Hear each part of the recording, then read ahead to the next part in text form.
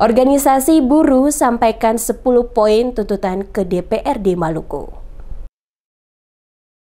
Puluhan buruh yang tergabung dalam Konfederasi Serikat Buruh Sejahtera Indonesia atau KSBSI Maluku dan Federasi Serikat Pekerja Metal Indonesia atau FSPMI mendatangi kantor DPRD Maluku pada Senin 1 September 2025.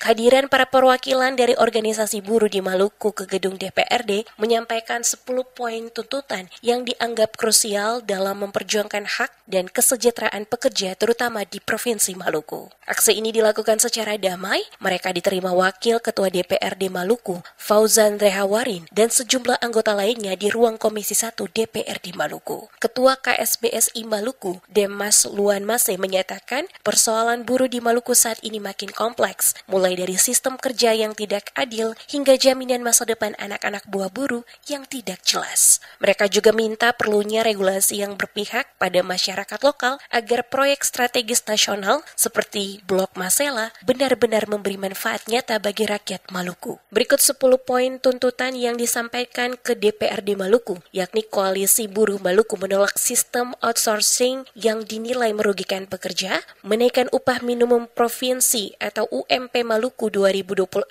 sebesar 10%, membentuk DEX Ketenagakerjaan di Polda Maluku, menolak pajak pesangon, membuat Perda Perlindungan BPJS Ketenagakerjaan untuk buruh rentan, menghadirkan Perda Beasiswa Perguruan Tinggi bagi anak-anak buruh, mengesahkan Undang-Undang Perampasan Aset Koruptor, membentuk Satgas PHK di Maluku, mengesahkan Undang-Undang Ketenagakerjaan tanpa Omnibus Law, memberikan jaminan beasiswa perguruan tinggi untuk anak-anak buruh Maluku, dan menyiapkan putra-putri asli Maluku untuk posisi strategis dalam proyek Blok Masela.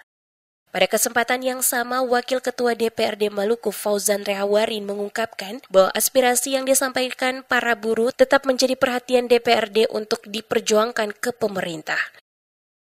Kurang lebih ada sekitar 10 poin tuntutan yang kemudian sudah disampaikan secara langsung, dan kami dari DPRD Provinsi Maluku juga dengan teman-teman lintas komisi dari Komisi 1 sampai Komisi 4 juga telah menerima dan berdiskusi. Harapannya ke depan dari 10 poin tuntutan tersebut harus diakomodir secepatnya.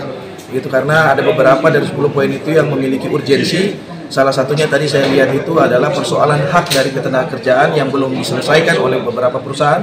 Harapannya ke depan teman-teman dari komisi terkait bisa mengawal itu secepatnya agar hak dari ketenagakerjaan tersebut bisa segera terrealisasi. Sebelum kembali, KSBSI Maluku dan Federasi Serikat Pekerja Metal Indonesia menyerahkan langsung apa yang menjadi tuntutan para buruh kepada Wakil Ketua DPRD untuk mendapatkan atensi para wakil rakyat di DPRD Maluku.